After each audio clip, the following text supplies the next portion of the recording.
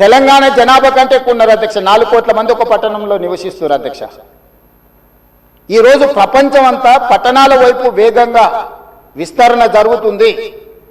దానికి తగ్గట్టుగా మనం నగరాలను అభివృద్ధి చేసుకోవాలి. అందులో భాగంగానే ఈరోజు వికసిత్ భారత్ ప్రణాళిక ఏంది? ఈరోజు అందుకోసమే మా ఆయన దుఃఖం చూడు, ఆయన బాధ చూడు, కడుపులో విషము ఎట్లా అంటే కడుపు నిండా విషయం. ఆ మూసీలో ఉన్న కాలుష్యానికంటే వీళ్ళ కడుపులలో అంతకంటే ఎక్కువ విషయం ఉంది అధ్యక్ష.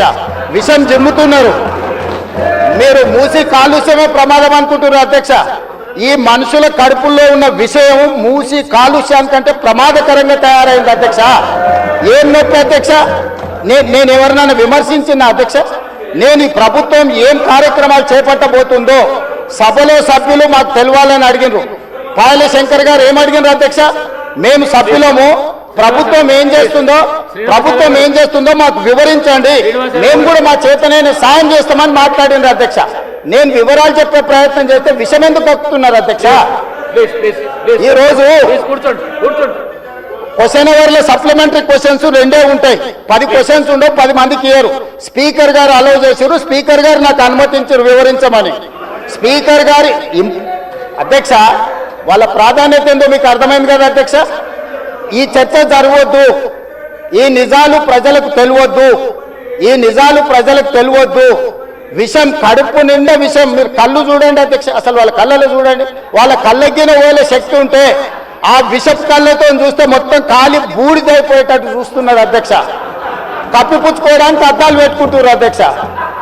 అది కప్పిపుచ్చుకోవడానికి అద్దాలు పెట్టుకుంటున్నారు అధ్యక్ష. అద్దాలు పెట్టుకున్నా మీ విషపు చూపులు ప్రజలకు అర్థమవుతాయి. అందుకోసమని నా మాట ఒక్కటే అధ్యక్ష. ఈరోజు తెలంగాణకు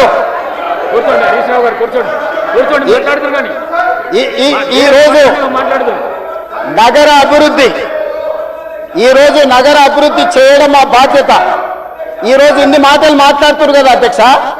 ఆనాడు కాంగ్రెస్ లో గెలిచిన ఎమ్మెల్యేని తీసుకొని మూసీ రివర్ డెవలప్మెంట్ కార్పొరేషన్ కు చైర్మన్ చేసింది ఎవరు అధ్యక్ష? ఎవరు? ఈ రోజు వివరాలు చెప్తుంటే ఆ నొప్పెందుకు అధ్యక్ష? ఆ నొప్పెందుకు? మీరు అనుమతి ఇచ్చిన తర్వాత వాళ్ళెవరు అధ్యక్ష ప్రశ్నించనికే? వాళ్ళెవరు? సభ్యులు.